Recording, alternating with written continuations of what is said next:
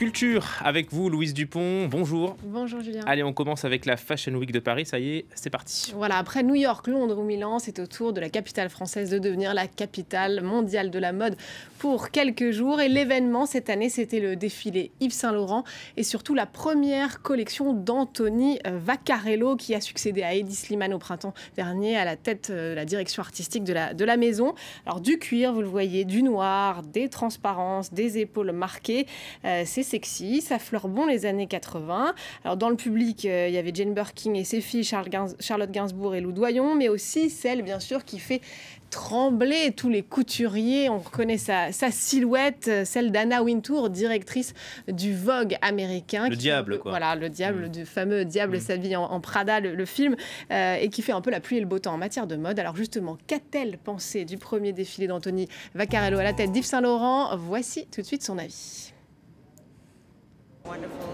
Il a réalisé une superbe première collection, un très bel hommage à Yves, mais aussi des pièces faciles à porter pour des jeunes filles.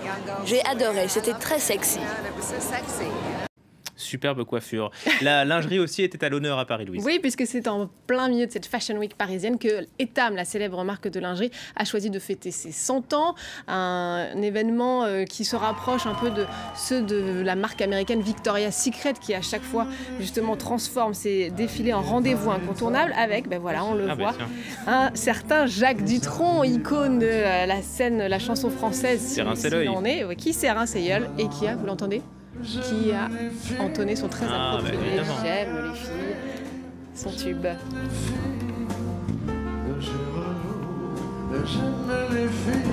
Allez, on continue avec la Nuit Blanche, c'est ce week-end. Vous attardez un petit peu sur la lingerie là.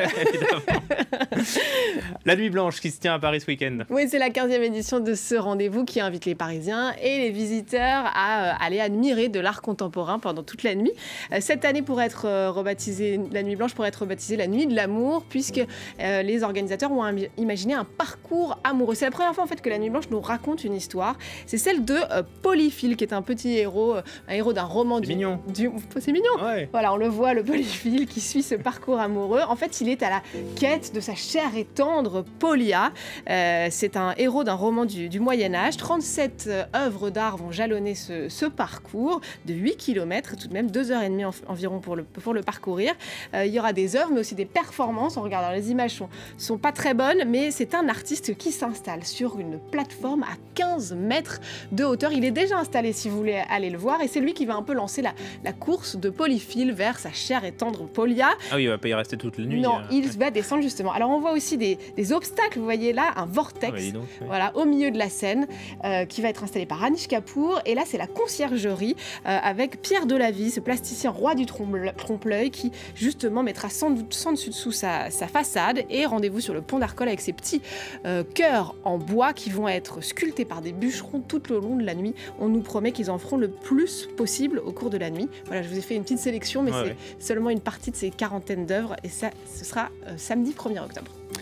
Allez, on ouvre un livre pour finir, celui de Céline Minard, c'est votre invitée dans À l'affiche. Exactement, l'invitée de Sonia Patricelli qui me remplaçait pour cette interview, une auteure singulière avec un univers assez particulier et qui n'a jamais hésité à se frotter à des genres très différents. La science-fiction, c'était avec Le Dernier Monde, le western, Faillir être flingué, qui est un très bon livre qui a été très remarqué en 2013. Et bien cette fois-ci, elle sort le grand jeu, je vous fais un petit jeu de mots, c'est le titre de son livre, son 10e livre paru chez Rivage, et c'est un peu Into the Wild, c'est-à-dire que son héroïne est vraiment se coupe de la société dans un univers assez aride, en plein massif montagneux. C'est une réflexion évidemment sur la relation à l'autre et sur notre société hyper connectée. On va tout de suite écouter Céline Minard nous expliquer pourquoi elle a imaginé cette héroïne coupée du monde. Je pense qu'elle se retire du monde social pour questionner précisément ce que c'est qu'une relation humaine. Et elle ne voit la relation humaine que dans l'emprise, en fait, et que entre la menace et la promesse, quelque part entre les deux, parfois les deux. Et elle prend un peu de recul avec cette nature sauvage pour regarder ce que c'est au fond qu'une relation humaine et si c'est toujours lié à la menace ou à la promesse. Voilà, si vous voulez en savoir plus sur le grand jeu de Céline Minard, je vous propose de retrouver cette interview dans son intégralité à 17h15 heure de Paris dans À l'affiche. Merci beaucoup Louise Dupont, Merci. et à la semaine prochaine.